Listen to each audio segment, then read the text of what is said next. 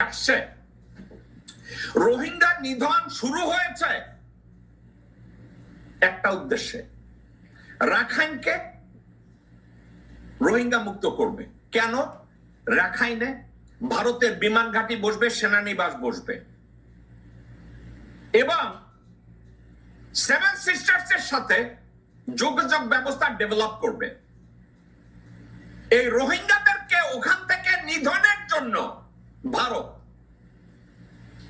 মায়ানমারের বাজেটের 1/3 ডোনেট করতো, 4 বিলিয়ন 5 বিলিয়ন মায়ানমারকে দিত। আপনি স্টাডিতে আপনি পড়ছেন, এটা নিয়ে আপনি কথা বলছেন, এটা নিয়ে বিবৃতি দেওয়ার মতো আপনার যোগ্যতা আছে?